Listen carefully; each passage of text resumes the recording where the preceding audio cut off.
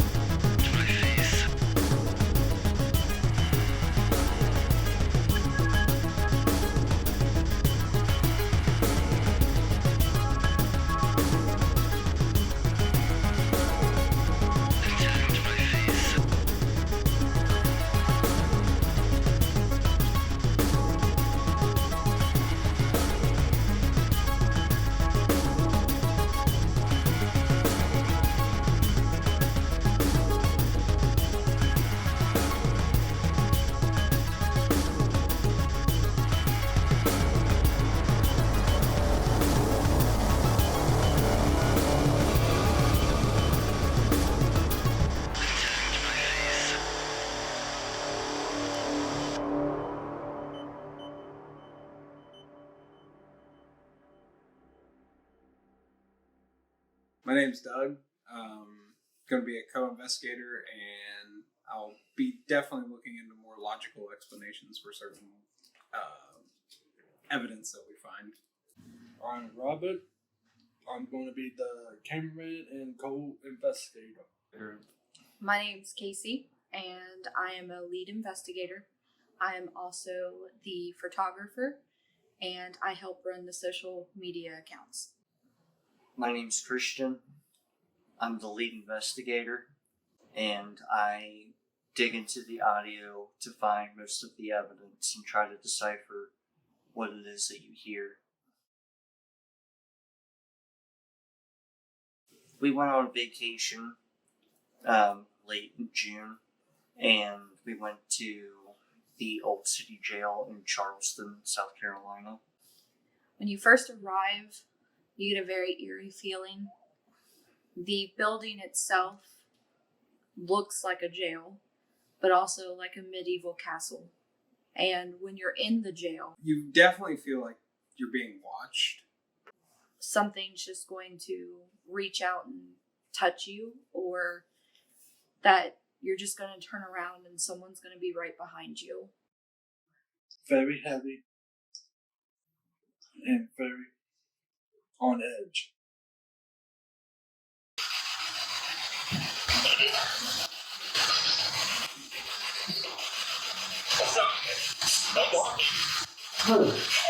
Thought I heard hello.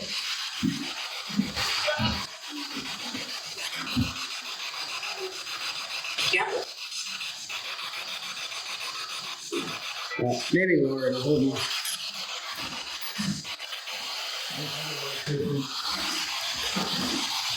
Yeah, that might be a bit distracting. I'd say turn it off for now, and then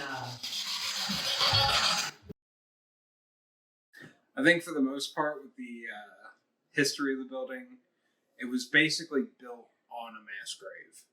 The Native Americans occupied that land first, and when the British were coming in before we were officially settled, Bad things happened between the two. It was Native Americans, soldiers, poor people, just not cared about and just thrown and forgotten. And they're still there. you know, it's located on Magazine Street, and Magazine Street got its name because before it was a jail, it was a storage place for all the gunpowder and ammunition. One thing happened. All the cannon black powder exploded. because everything wasn't stored correctly and a spark got in and it killed over 200 people when it went off. They did not hang people what you would think of being hung. They would put them on the ground on their knees and pull upwards to where it would make people's heads come off. It was very gruesome.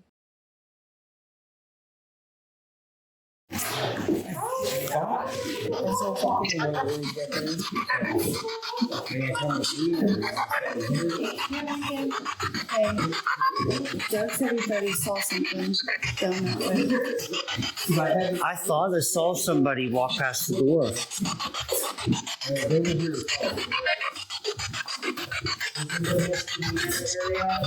And then the felonies are once you go past this threshold here.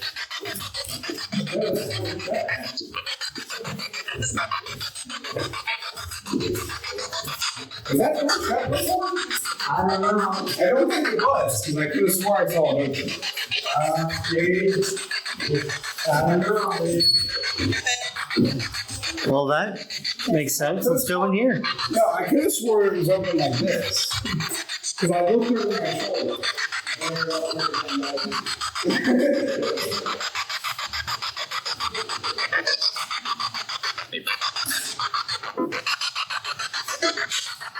You can raise that thing out and street me out. Yeah, my top box wasn't like that. That's like 2 puzzles. I didn't look at him by an Oculus, but.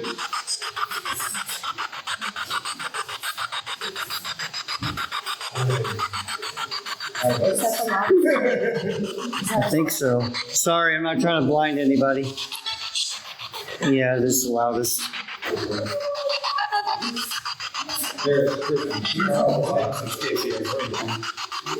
Give your flashlight to Doug. All right. Y'all going out to the car?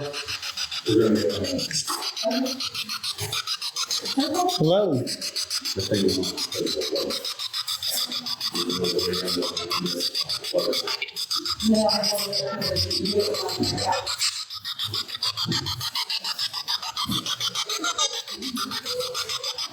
I really wish I had asked. You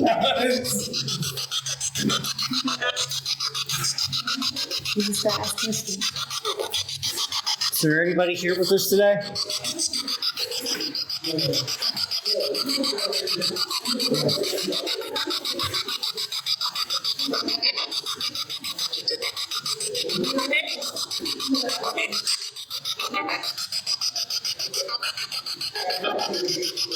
Is there anything you can do to make your presence be known? There's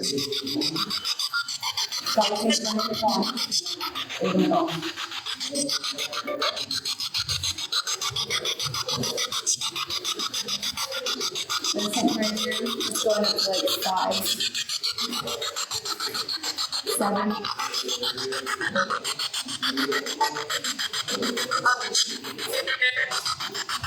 If you're here, come to this device in her hand. Make it go off for us. That'll let us know that you're here. Can you do that for us? You say no? They don't want to. Which is fine. Yeah, they don't have to if they don't want to. Did you just tell me to get out? Maybe that's why the door was closed.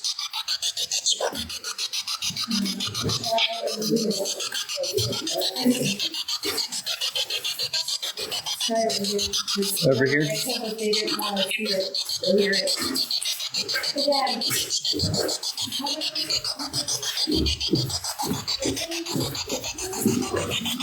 Alright, well, we're gonna actually put Henry to death row real quick. Alright, everybody meet me in death row over here. The building itself has changed. It's not as big. Parts of it.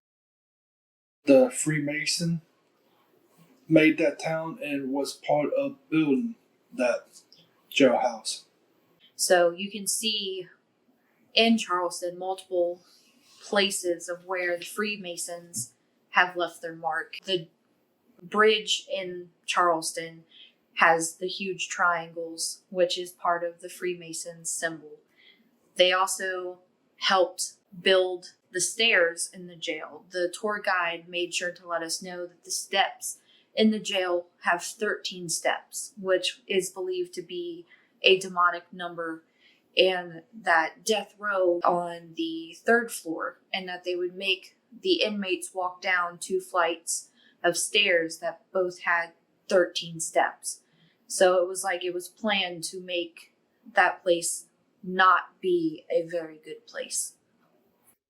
Now, when you were going to die, you would go down the 13 steps. You got some?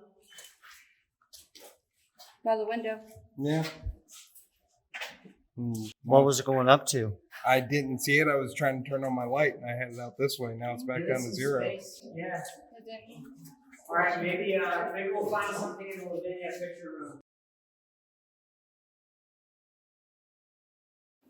She was a famous serial killer with her husband. Poisoning their victims and mutilating their bodies. And when they were caught, they sent them to that jail. There was a famous prison break, and she was one of the prisoners who led the escape.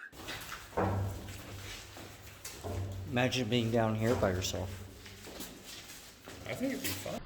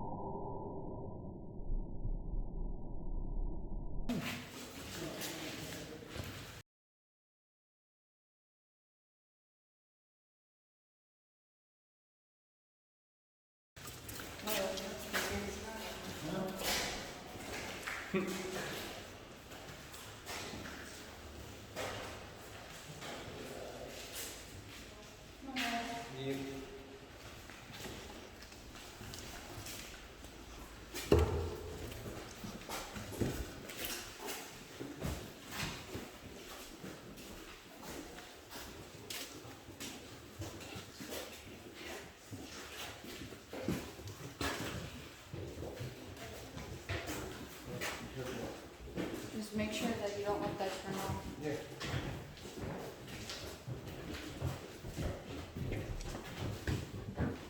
Whoa.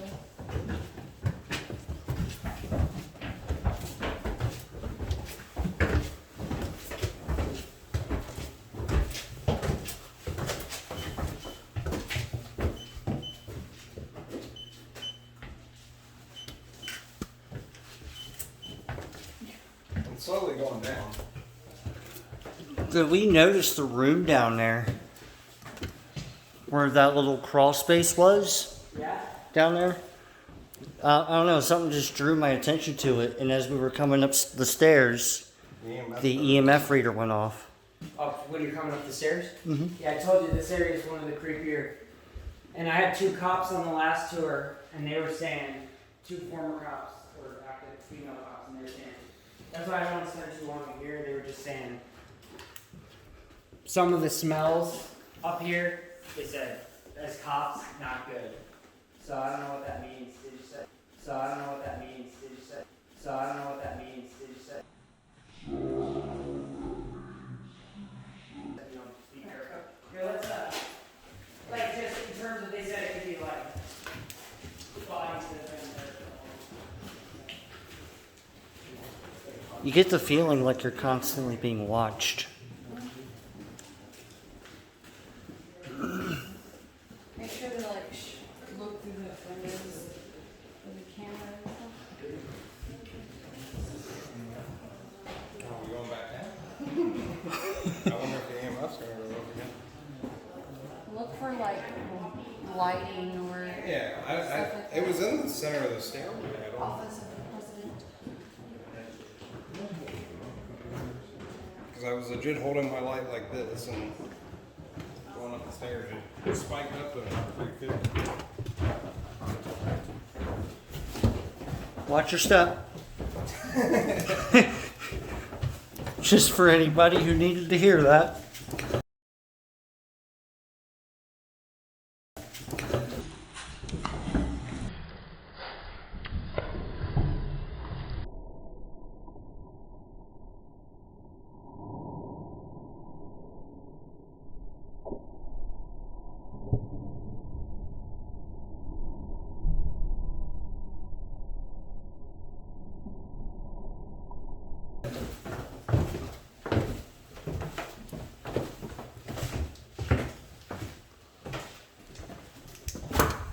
God.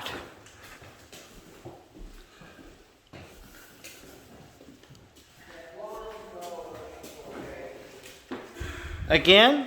Yeah, it's spiked up to 200, or the 200, I guess. Right in the middle of the stairway. I wonder if there's wiring going on. I'm sorry. Sorry. Getting any good stuff? It's spiked again in the stairway. Is there any electrical stuff? No. And remember, it has to be right on it.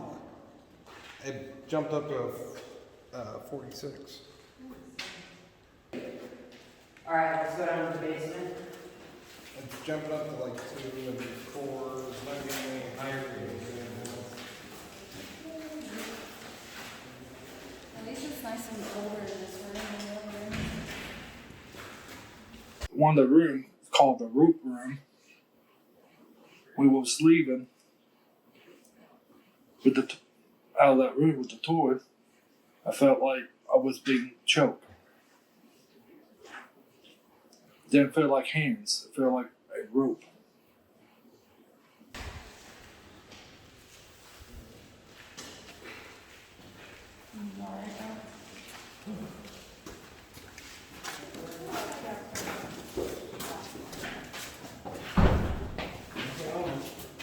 I mean, oh, it just turned off.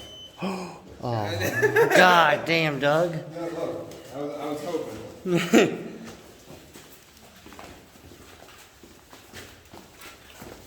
Alright, folks. We're in the home stretch now.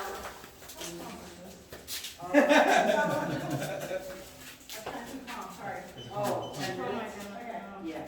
We're in the home stretch now. This is the basement. It's very cool down here. You will be fine. It's very cool down here. Fine. It's very cool down here.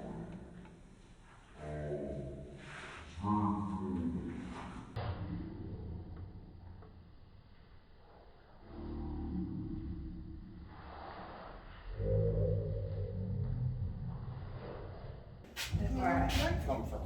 Follow me. Oh, Watch look. your step. Watch your step. Just jumped up the phone.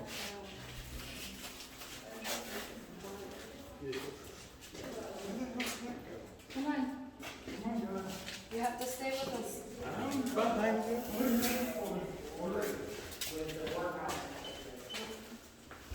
The workout to the left of the jail was for the torture of the enslaved. So, this is the morgue and infirmary. Weirdest thing I ever had happen was right here. This is where dude was getting his shoelaces messed with. And, Oh, great. yeah. You don't have shoelaces, Chris. There you go. We also had a guy named Cole get scratched the back of his calf right here. So this it seems like this whole area. And I believe this is where they used to keep bodies before they would be taken out on a death cart through there, horse cart. When I used to use the talk box, what freaked me out to where I stopped doing it was we were in a different part of the basement and then it said cart. And so we went to this room, we get over to this area and then it says pray. I was like, okay, no more. Now, during the Civil War, Union POWs were held out in that courtyard. And a lot of them. At one point there was 200 Union POWs out there. And fresh from battle, many would need, allegedly, amputations of arms or legs. And so there's a book called Abode of Misery. It's like every historical document on this building. And in it, there's one account where about 70 limbs were amputated in a single day. Yeah. Now, the king of amputations here at that time was a diehard Confederate named Dr. Todd. Dr. Todd loved giving these amputations, and he loved putting the amputees in his wheelchair, a wheelchair that I don't touch, and a wheelchair that likes to go up to the 4th floor, or the 3rd floor. And Dr. Todd was Abraham Lincoln's brother-in-law. 100%. Can't make that up. So imagine Thanksgiving dinner and it's Abraham Lincoln and Dr. Todd. Dr. Todd is carving the turkey. One year, Lorraine Lawrence at don't, but. Alright, go on, guys. You'll wear it out. A little chilly. Be careful about the open floor. Don't Yeah. dig up any bodies or anything. We're not Got a gonna- really bad smell in here. Oh yeah, this Lorraine Warren said if there's any room we don't go into, this one. So this is the kitchen. The kitchen was where the children were put to forced labor because this was a co-ed jail, men, women, and children. If a woman went in here, didn't have a husband, and had kids, they brought the kids here. No foster care, no adoption. The kids went to jail with her, and they weren't going to let them stay here for free. They're going to put them to work. And the parents are not going to oversee them, the guards will oversee them. So a lot of atrocities, a lot of horrible things, a lot of bad energy in this room. I don't like to be in this room. Where do those stairs lead to? That was a dumbwaiter that went up, an elevator for food that went all the way up to the 4th floor before it was destroyed. And so the kids could actually theoretically have conversations with the death row inmates through that. Oh. Yeah. Yep. I don't like to spend too long in here. This just gives me bad energy. And then we'll move into the portal area. Is there anybody else in there letting you in? I try not to ever just ask if there's someone in there. Yeah. Anybody have any scratches? You may think you don't, but check again.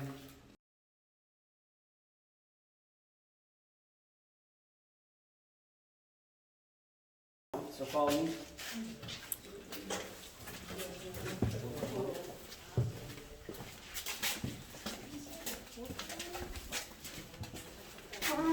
Let me have you all line up along this wall. And I'm going to open this portal room door. Yeah, the gateway room, the portal room, the vortex room. You ever heard the story about Mike Brown? The Ouija board? If you go in, you have to stay until I finish this story. Why? Because we're singing the same time. Oh my god.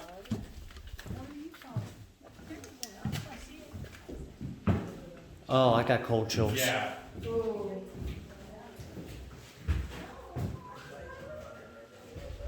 Hey, you might as well turn it on quietly. Yeah, if you can turn it on. If there's anywhere to turn it on, it's in there. See, y'all are making good choices in life.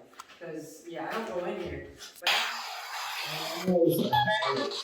I'm gonna tell you what happened a few years ago. A guy named Mike Brown was doing a paranormal investigation.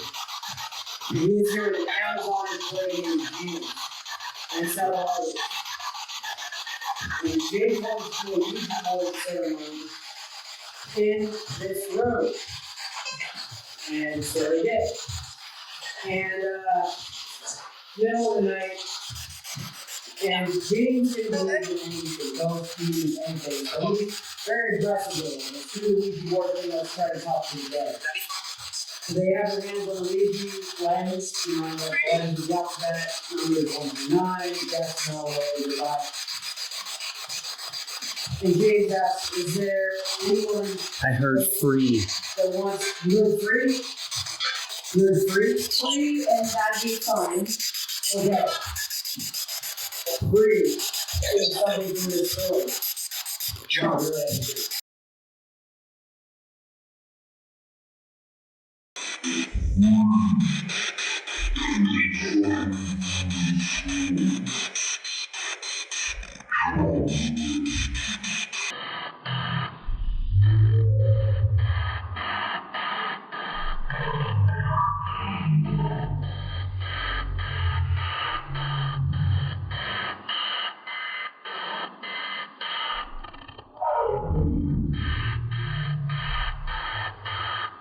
Jump. So James says, Reach out. Yeah. raise up. Is that reach out? So far, I've heard free, I've heard jump, and I heard reach out. All right, keep it I going. see that. Reach out for that. Keep going. Tony probably put that up as a spinner type of thing. So okay, James says, is there anything here? He says, yes. He says, are you alone? He says, no. What's wrong? And he says, S-R-E-E. And then James says, you know, really uncomfortable, so he has his clothes. And that's about 15 minutes from the back. You know, my mind says, The chains rattling. and not only that, we're wrestling, but telling specifically what we know. And it says, J-A-N-E-S. And then it's really nice.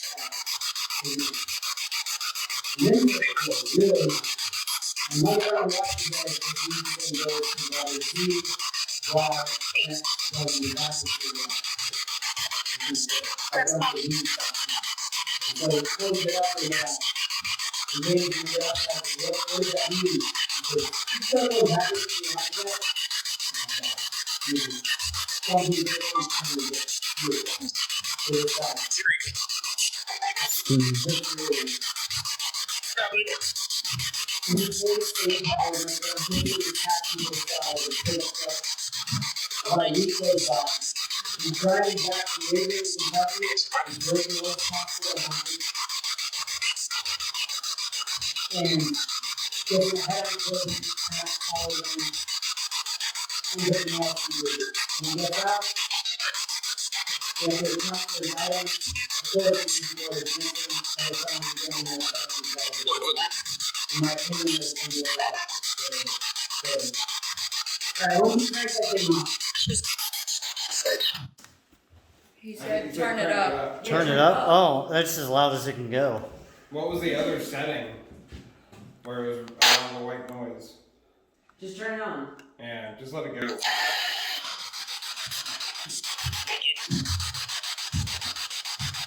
Okay, let's turn the lights off unless, you can keep them on if you want, but.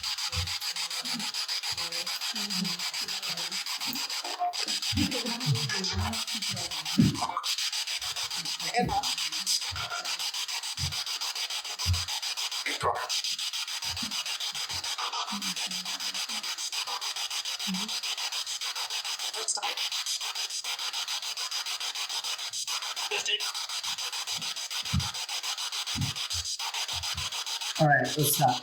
Backtracking for a second, there was a guy named Mike Brown who went there with a Ouija board.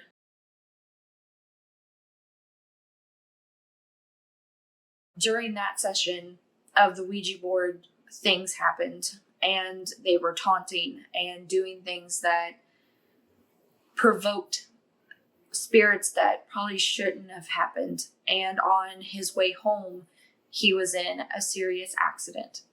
And ever since then, that room has been known to make people feel very uneasy, that you can get stuff attached to you that would follow you home. A lot of different things have happened in that room. We did a spirit box session in that room, and the main things that stuck out to me is the words coming out of the spirit box that were supposedly said during the Ouija board session with Mike Brown of free and run.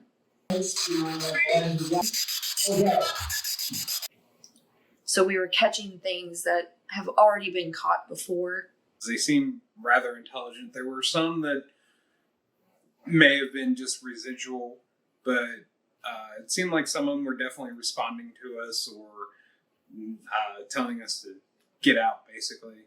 But the best one by far is hearing the spirit box say Dan is dead. It blew my mind. I heard that. It didn't even register with me until I watched all of it again and heard our tour guide explain that Daniel was hung. And it sounds in another part where it sounds like I'm choking, which just hits you so hard, especially after hearing the story of Daniel and 37 minutes of struggling to where eventually his life was ended. Active, let's put it that way, including the way people were hanged out here. They'd go from death row, brought down 2 13-step stairways, brought out here, and they were not hanged normally. They were actually set on the ground on their feet, and then the rope went over a wooden crane, was attached to a big rock that would drop into a well, an empty well, and they would get yanked up to break their neck. If they were too small, as 11-year-old Alonzo Smalls was, being executed for manslaughter, involuntary manslaughter, your head would pop off. If your neck was strong enough, was too strong like Daniel Duncan's was, you would just hang there. He's hanging there with his family watching, right in this space, right in this courtyard. He doesn't hang for 10 minutes while still alive, doesn't hang for 15 while still alive, not for 20, choking, still alive, not for 30, 37 minutes hanging. This is 1911, before he finally dies. And that story went viral, and so they stopped execution here after that execution, especially when they found out he was innocent. Oops. And just hearing that EVP sent chills down my spine. All right, folks, follow me. That concludes our tour. So when we left the building, we still had the EMF detector on. And as the group was going back to their cars and leaving, we were staying behind talking to our tour guide. And during that time, he sets the alarm. And after the alarm was set, we heard movement, like a big bang inside of the building, which was explained to be something that happens a lot there. Well, our EMF detector started going off, and we weren't really for sure as to why. It takes something to be right on top of it for it to go off, and we were catching stuff that I've never seen before. It made me feel like we had something attached to us.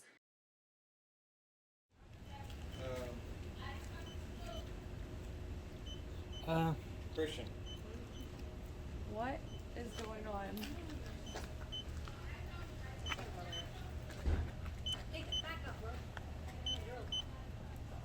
That is a huge energy spike. Yeah, I don't know where that's coming from. Is that power? That's lower. That's plumbing. Yeah. There is a pumping system. So that might be what it is. Let's stop. But it stopped. Yeah. Oh, Oh, now it's closing. Doug, Yeah, you might got something attached. haunted, 4th floor. Okay, first floor. No. 4th floor, haunted by a Union Civil War soldier who likes to watch women sleep. They What? said our room 107. And now it's in jumping front up desk, and again. He was like, yeah, that's the room that the ghosts hang out in, and we were like, awesome. We've heard 107, we've heard 303, or 302. I've heard, No, I've heard 302 is the real haunted room. 303 was just next door. Yeah. Holy I've heard crap. 3rd floor. Yeah, that's really high. Union, What it's not just heard, I've seen a number, picture of Doug? this Read guy. it. It's in the 200. 214, Navy blue 205, Civil War cap, 0. tall, Same spot. particularly if a woman is Casey, sleeping, like you has put her it own on this room. thing. Here, hold on, back To up. wake up and he was just in the corner. Because it was really And big she right goes here. and he gets like, it's like an invasion of his privacy, and he runs out into the hallway. There And has so to be people something. just, Because like, they that's see him run out. 470, The floor's always cutting through But- his ankles, like because it's a 500. rebuild of the building. I mean, it turns off when you put it to the ground. That's where you would It most. looks the Yeah. same, but it's not. Expect. All the floors are the same And that's different lower. level, So this guy's like, So is he's it not, like he's not on the right? same level as everything. Is there anything on the building right here? Is it on the building? like, and now it's gone. Probably. But bring it back up, and it goes back up, back Like, off again. That's too repeatable. There has to be there has to something. be something. All right, folks. Well, I'm getting out of here.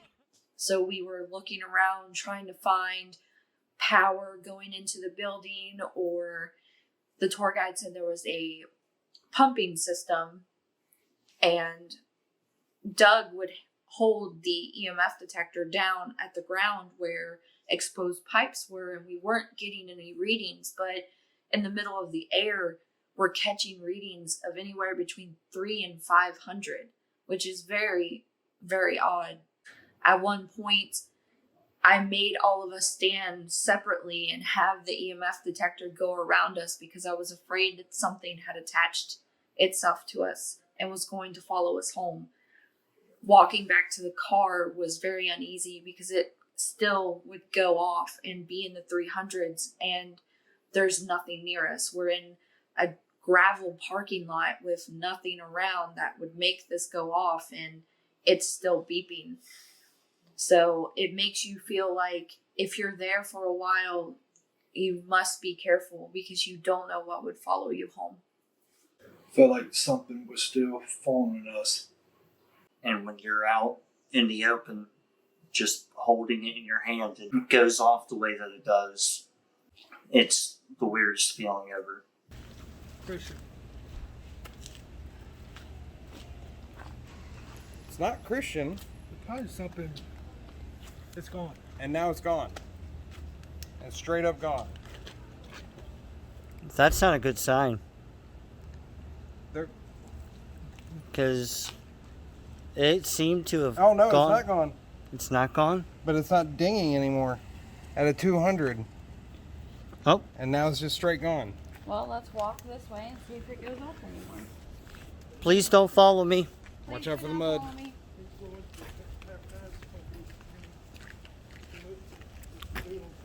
270. 550. If it's 60. And now it just, it dropped to 3. Then it jumped back up to 554, and now it's back down. There is Hey, what this get out? no reason. Yeah. What this get out? Yeah, but there's police officers, guys. Yeah. Well, he's saying let's get out of here. Please do not follow us. Go back to the jail. You were not welcome to follow us. We caught a lot of substantial evidence. I feel any paranormal investigator would be very happy to catch what we caught. Leaving the jail was like having a weight lifted off of your shoulder, because you feel heaviness constantly when you're there. You're walking around those halls expecting to see something, and you don't know what it is you're going to see, so you're constantly on edge. So leaving there was very, very welcoming. I would go back. I would go back in a heartbeat. Absolutely. It's my second time being there, and I would do it again. Oh, definitely. I'd go back again. Hopefully we could go back for a just us investigation. Yes. There's some unanswered question. I have unfinished business. Especially since I know for a fact now that it's haunted.